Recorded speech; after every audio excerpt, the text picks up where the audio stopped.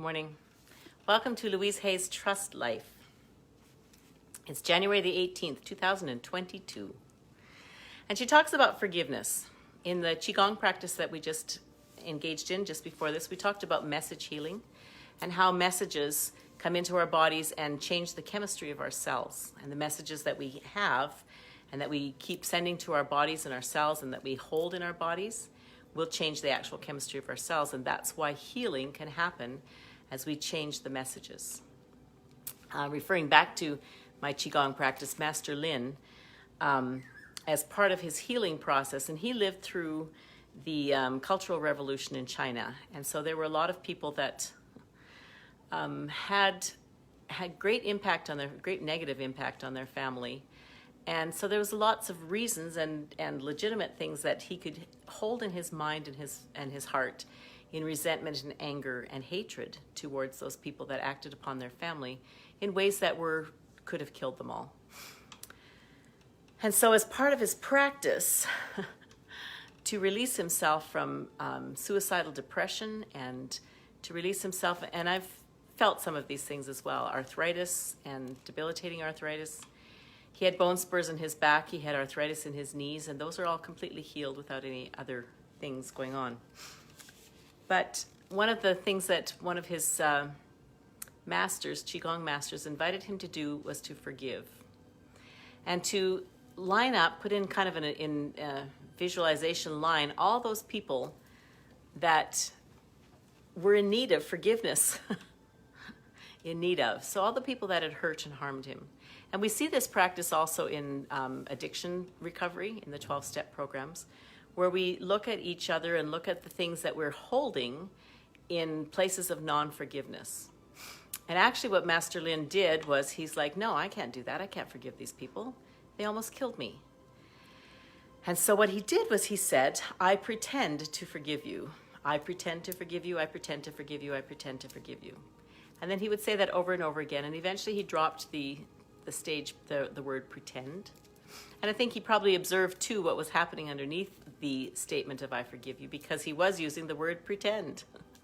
So that he knew that the wording was not necessarily sincere, but the desire and the intention was sincere. Because he wanted to free himself. And how often do we need to free ourselves of non-forgiveness? Because it isn't the other person.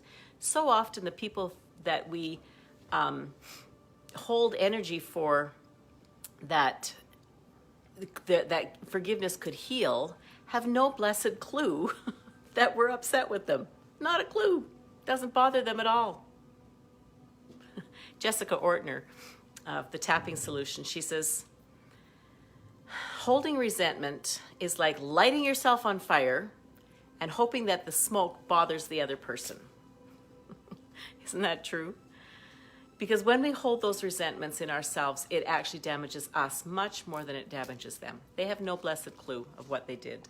So let's see specifically what Louise has to say about this.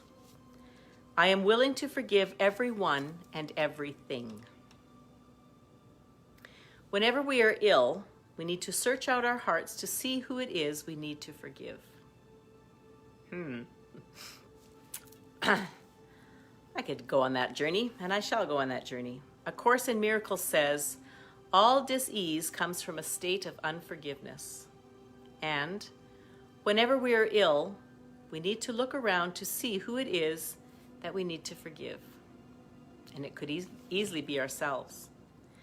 I would add to that concept that the very person you find it hardest to forgive is the one you need to let go of the most. Forgiveness means giving up, letting go. And giving up what? I think for me, one of the things is giving up the idea that this person needs to make recompense of some sort.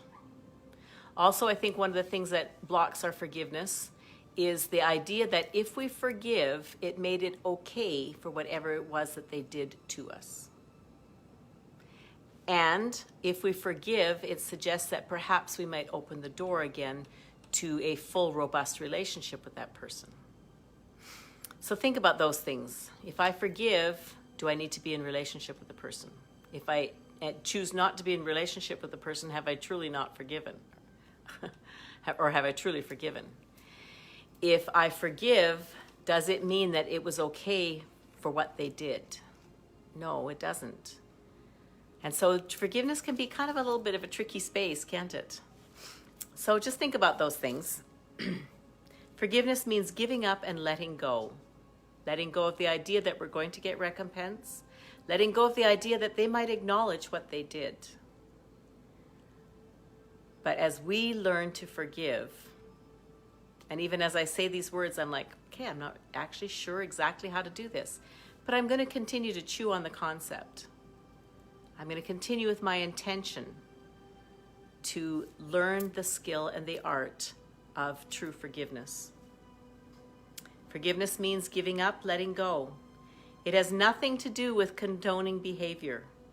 It's just letting the whole thing go.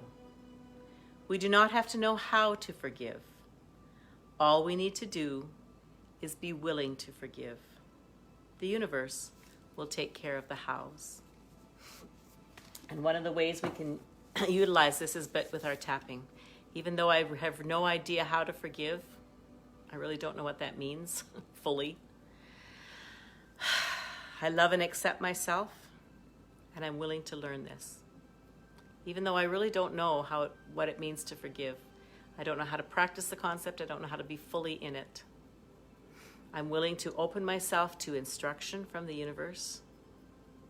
I'm willing to receive forgiveness for myself.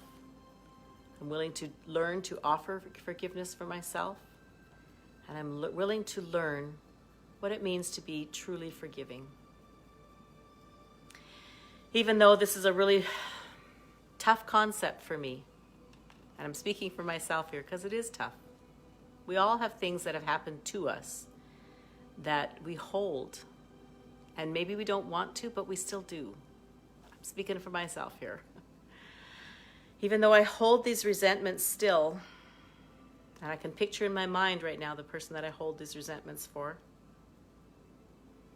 I am willing to learn. I'm willing to be willing to learn how to forgive and just let it go. Just let it go.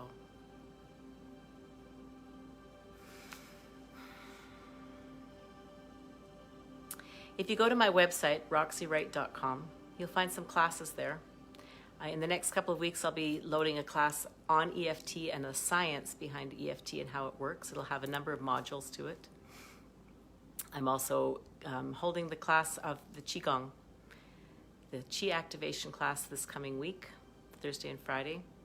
Feel free to go to my website, roxywright.com. I was going to say click on the link below, but there isn't a link. But add in the comments below, add your comments if you would like to know more about my classes or have forgotten the website. Namaste. I love you. I will see you again soon.